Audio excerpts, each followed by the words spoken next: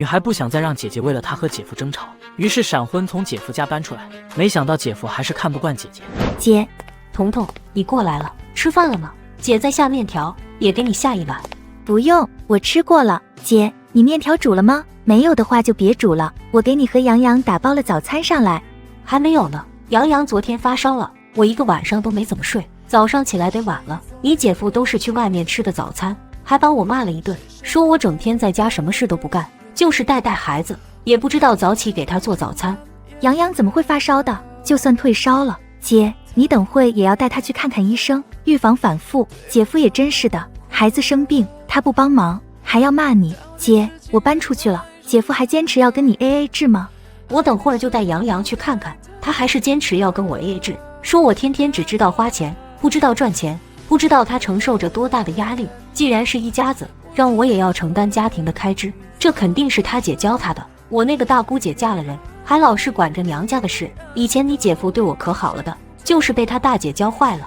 姐，要不就送洋洋上幼儿园，你重回职场，赚到的钱不会比姐夫少。我也想去上班，可是你姐夫说要等洋洋3、4岁再送幼儿园。姐，你说我姐夫会不会在外头有人了？应该不会吧，他的收入我很清楚的，根本没有多余的钱去养小情人。可是姐夫对姐的态度越来越不好，姐，你还是得为自己的以后打算，不能再在家里当个没有收入却不被理解体谅的全职妈妈了。再说吧，彤彤，你别担心姐，姐能过好自己的小日子。你怎么样？我妹夫出差什么时候回来？要一段时间，他是在大集团上班的，工作非常忙。海玲又细细地问了一遍妹妹在新家的生活，确定妹妹过得挺好的，她才放下心来。彤彤你来啦，晚上有空吗？我每天就是2点一线，店里和家里，你有事吗？晚上有场宴会，就是上流社会的宴会，有名了，你要不要一起去见见世面，开开眼界？那不是我该混的圈子，不想去。其实我也不想去，还不是我妈拜托我姑妈给我弄到了一张邀请函，每张邀请函都可以多带一个人，我就想到了你，彤彤。好，彤彤，你就陪我去见见世面吧，不是陪我去应付一下，免得被我妈念叨到耳朵都起茧。阿姨又催婚了。天底下的妈妈都是一个样的，女儿养大了就天天催婚，好像我在家里吃了她很多米似的。我自己也能赚钱，经济独立，日子过得潇潇洒洒的，干嘛要找个男人呀？自己过得不香吗？就算嫁也嫁同层次的，我才不想嫁豪门呢。虽说我姑姑现在在那个圈子里混得很开，那也是熬了几十年的。她刚嫁入我姑父家里时，不知道受了多少委屈呢。以前她回娘家时，总是私底下跟我妈哭，其中滋味她最清楚。彤彤，好不好？就今晚我们去应付一下，也算是开开眼界。我姑姑说今晚这场宴会会有很多的青年才俊参加，都是管城数得上的商界大佬，富2代、富3代的。咱们不是去钓金龟婿，去见识见识也好呀。我告诉你，宴会上有很多好吃的。海童被沈小军软硬兼施磨了1个小时，打电话给姐姐，问过万生没有大事，最后才答应了她的请求。彤彤，你帮阿姨看好了小军，别让他只顾着吃的，要多和年轻的青年才俊打交道。小军，你可别辜负你姑姑的一番苦心啊。阿姨，你放心，我会帮你盯着小军，不会让他只顾着吃的。有你在，阿姨放心。姑姑，小军来了，我带你们进去，等会儿进去了，你们俩就多看少说话，适当的时候我再介绍人给你们认识。彤彤，你向来比小军稳重，你多看着小军，别让他闯出祸事来。管城大酒店是首富家众多酒店之一，他们家的少爷们今晚也有可能会在宴会上露面。小军，你要是能得到首富家少爷们的青睐，那真是我们沈家天大的福分了。首富家低调不说，家风又是极好的，没有那么多争权夺利之事，主要是他们家的男人都很靠谱，很少在外面养亲人的。你表妹还小，嫁不了人，否则这等好事，姑姑肯定是优先考虑你表妹的。姑姑，管城首富家的门槛比我还高呢，我就不做那等白日梦了。首富家姓什么？姓战的。姓战的，挺特别的吗？沈小军看了一下海童，知道他的意思。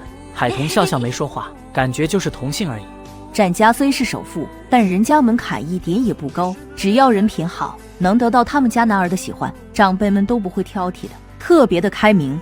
你们俩先进去，姑姑看到熟识的人了，去打声招呼。咱们跟那些太太小姐们不认识，去打招呼，人家也不会搭理咱们。彤彤，我们吃吧，咱们也就是来开开眼界，看看上流社会的宴会是什么样的。阿姨要是知道你来这里就是为了吃的，能气死。就我这样的条件，我哪敢肖想今晚出现在这里的青年才俊？我姑姑简直就是做着白日梦，还妄想着我能被首富家的少爷们看上呢。彤彤，你看看我是国色天香还是风华绝代？就我这种小清秀就想入得首富家少爷的眼，呵呵，亏得我姑姑敢想。咱们别管他们想什么，赶紧吃。管城大酒店诸多美食，我以往来这里吃过饭，不过有些菜都不敢叫的，太贵了。今晚正好都尝一尝。托你的福，我也能尝尝。忽然，满酒店的人都看向了门口，现场也变得安静了。小军，他们怎么都不说话了？全都看着门口，谁来了？不知道呢。俩人往酒店门口看去，可惜的是现场太多的人，根本就看不清楚是谁进了酒店。战印一身西装革履，在一班保镖的簇拥下，走进了自家的大酒店。不用看了，那么多人，咱们也看不到，吃吧。彤彤，你在这里等我，我去找我姑姑问问，刚才是谁来了？这么大阵仗，简直像皇帝驾临。大少爷，我好像看到大少奶奶了。他怎么在这里？盯着他，别让他看到我。还有，他和谁一起来的？都与些什么人接触？偷偷的拍下来。在战英的心里，海童还没有脱离新经理的嫌疑。他猜测海童出现在这里是想攀高枝。怎么样？问到了吗？问到了，是战家的大少爷来了，就是战氏集团的当家人。不过我没见到战大少爷，人太多了，他身边又跟着一班保镖。我姑姑很可惜地告诉我，说战大少爷不喜欢异性接近他，每次参加宴会，保镖们都围在他的身边，挡住一切想与他搭讪的单身女性。哦，彤彤，你闪婚的对象也是姓战的，你说真的没有关系吗？这姓战的人并不多吧？首富家又是姓战的。你小说看得太多，天底下同名同姓的人都多了去，更不要说同姓的。你看某首富姓李的呢，难道所有姓李的都是他家里的人？哈哈，也是。我家那位就是纯粹的打工人，他开的车也就12、13万的。你说战家少爷会开这种车吗？你呀，别老是乱猜测。话说，战大少爷那样抗拒年轻女性靠近，他是不是个弯的呀？他结婚了吗？没听说他结婚的消息。虽说咱们是底层人，但战大少爷是战家的当家人，他要是结婚，婚礼肯定会轰动整个管城的，网上、报纸上都会有他大婚的消息。咱们都没有吃过他的瓜，想来还是未婚吧。你这样说，我也觉得他有可能是有点问题。那么优秀的男人，连个女朋友都没有，很不正常。有钱人的想法，咱们猜不透。吃吧，咱们吃饱喝足了就溜了。君姐，聂生，来坐。海童姐，你不喝酒吗？我很少喝酒。那喝杯牛奶或者果汁，我帮海童姐拿一杯过来。念生，不用去了，我已经吃饱喝足，再也喝不下去了。君姐，你和海童姐就在这里坐了一个晚上吗？我妈的意思是介绍你认识几位不错的男人的，结果每次转身想找君姐的时候，都发现君姐不在身边，我妈又和那些太太们一起，不好走开，便让我来找找君姐。聂生，你君姐我对那些青年才俊真不感兴趣，我和你海童姐就是过来开开眼界，品尝这里的美食的。真不愧是号称7星级的酒店，这里的美食特别好吃。现在我们俩也吃饱喝足了，时间也不早了。聂生，我和你海童姐先走，你跟我姑说一声。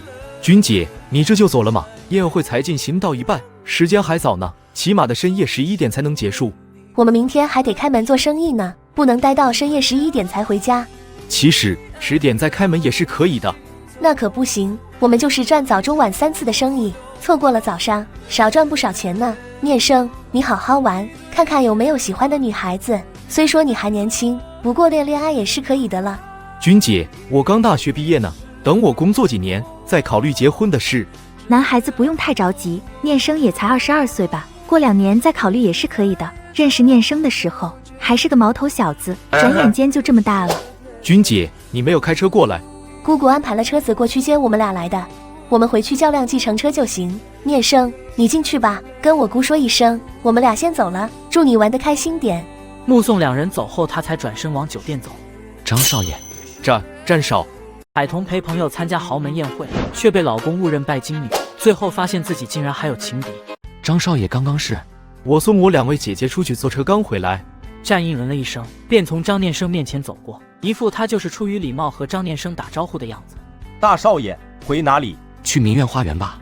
让战印意外的是，他竟然比海童早到家。战印盯着一张相片，眼神也渐渐变得深沉冰冷。张念生偷看海童的一幕被保镖拍下来了，他也看出来了，张念生喜欢海童，他竟然有情敌。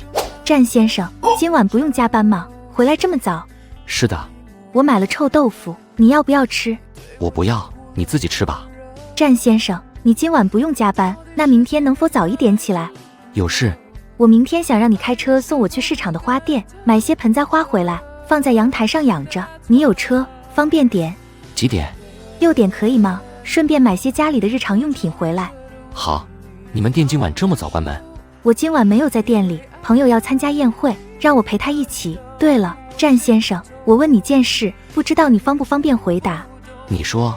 今晚的宴会是在关城大酒店举行的，听说关城大酒店是首富家的，而且首富家的大少爷今晚还来了，听说也是姓战。战先生跟首富家没有关系吧？500年前是一家。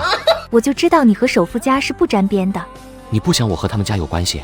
现在是晚上了，别做白日梦。你要是和关城首富的战家有关系的，你会娶我这个陌生人吗？用脚趾头都能想得到，战家的门槛比我还高，哪怕你是旁支的旁支的旁支，我都觉得是高攀了你，相处起来就不自在。你们没关系，我觉得咱们还是同一层次的人，没有心理压力。听奶奶说你是在大集团上班的，你听说过战少吗？就是首富家的大少爷，今晚他来了，就像帝皇驾临一样，众星捧月的，大家都围着他，我和小军踮起脚都看不到他的样子。战印抿唇不语，就是看海童的眼神变得更加的深沉冰冷。他们说战少身边总是带着一班保镖，不允许年轻的女性接近他。小军打听来的消息说战少还没有结婚，也没有传过绯闻，应该是连个女朋友都没有吧。战先生，你说他一个老男人一把年纪了还未婚，是不是有问题，或者性取向有问题？战印差点被他的话惊得咬到了自己的舌头，使劲地瞪着海童。他的瞪视在海童看来就是惊讶。就他那排场，又不许年轻女性接近他，不就是不喜欢女人吗？不喜欢女人便是有问题了，怪不得一把年纪都还没有结婚。有钱人的世界，咱们小老百姓不懂。你怎么知道他是个老男人？一把年纪了，他不喜欢年轻女性接近就是有问题了。他是战家的当家人，能成为家族接班人，都是成熟沉稳的，至少都有35岁以上，已经人到中年。对于我这种年轻的女性来说，不是老男人是什么？你对战大少爷很感兴趣？不感兴趣，就是第一次近距离听到大总裁的八卦，心多嘴多，猜测的说了几句。沈姑姑倒是很希望小军能得到战少的青睐，不过小军也不想嫁入豪门，一入豪门深似海。很晚了，我去洗澡。战先生，你也早点睡。隔天清晨6点，战印就被语音电话吵醒。战先生，你醒了吗？我们约好了6点去花店买花的。起了。那我等你，你快点。战印一直看着他挑选，看着他和花店老板讲价，一盆50元的花能被他砍去一半的价，还有本事令老板觉得不卖给他就卖不出去的样子。战印看得新鲜极了。还需要买什么？车已经塞满了，要经营一个家也不是1天2天的事，我有空再慢慢购买布置。我们先回去，等会儿我得去我姐姐家里一趟。战先生，周末奶奶和你爸妈他们过来，我能不能跟我姐说一声，让我姐和姐夫也过来一起吃顿饭？我的家长就是我姐和姐夫了，咱们领了结婚证，甭管我们有没有感情，既然见家长，也得让双方的家长见面吧。理应如此，你跟你姐说一声吧，就周6过来跟我爸妈他们见面。好。怎么了？阳台太大，这点花摆不出我想要的效果。你想要怎样的效果？像个小花园吗？你要去你姐家里了吧？你先过去，我再去花店买几束盆栽花回来。你们上班时间是？我可以晚点去的。你要跟老板讲价，砍一半价就差不多了。我这里还有钱。好吧，那我先走了。他走后，战英用手机对着阳台拍了个照片，然后发给了战家庄园的花园管家辉伯，很快就打电话过来。大少爷，辉伯，你看了照片吧？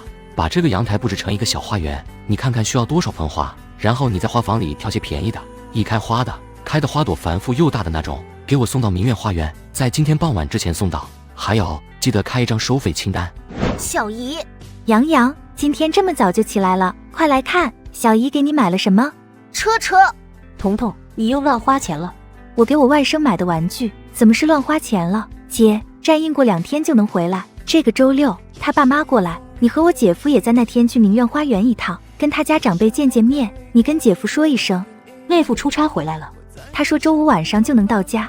行，我跟你姐夫说一声。为了给妹妹的婆家留个好印象，海玲买了身比较上档次的衣服，也帮丈夫买了一身。刚走出服装店，她就接到了丈夫打来的电话。喂，老公，你又买了什么？一下子花了1000多，这个月的生活费都被你花掉了大半。我告诉你，生活费也是 AA 制的，你今天花掉的1000多就算你的，后面不够用了，你自己想办法。彤彤说妹夫周5就能回来，周6两家长辈聚一聚见个面。我是彤彤的姐姐，总要给亲家留个好印象的，就买了套新衣服，也给你买了一套新的西装。红林，这个周末我们不回你妈家里了吧？见家长是要穿得好一点，你以前的衣服不能穿嘛，乱花钱。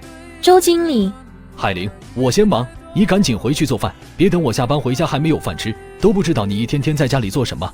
周经理，这份文件你看看，没问题就签个名。叶子，我昨晚谈完生意后，回家的路上经过金店，就进去给你挑了一条金项链，你看看喜欢不？周经理，谢谢你，这条项链我很喜欢。没人的时候就叫我红林。周红林又在叶佳妮的耳边小声说了句话：你家里还有个娇妻，亦有爱子呢，咱们说好了就是精神上恋爱，不做其他事情的。别提他，要不是为了给儿子一个完整的家，我早就和他离婚了。海玲不知道丈夫早就和小秘书勾搭成奸，她知道丈夫有个秘书，就算在电话里听到了秘书甜美的声音，她也没有多想，却因为她没有留意路边，推着车撞上了停在路边的一辆豪车。凑巧的是，车主回来了，看到这一幕，他快步过来：先生，对不起，对不起。留下你的联系电话，等我的车重新补了漆后，花费多少钱，我再找你报销。先生，对不起。事情已经发生，说对不起也于事无补，以后走路小心点，刮花我的车，你要赔偿，万一撞伤你的宝宝，你就是心疼了。是我的错，我以后会小心的。先生，你说你的号码，我打给你，等你的车修好了，花了多少钱，我都会赔偿给你的。男人报了他的号码，海玲打过去，等响铃后，他才挂断。你贵姓？免贵姓海，我叫海玲。行了，你先走吧。海玲再次道歉，就赶紧推着儿子离开了现场。这个时候，一辆豪车缓缓而来。东明，你在这里做什么？下车买点东西，不想被人刮花了我的车。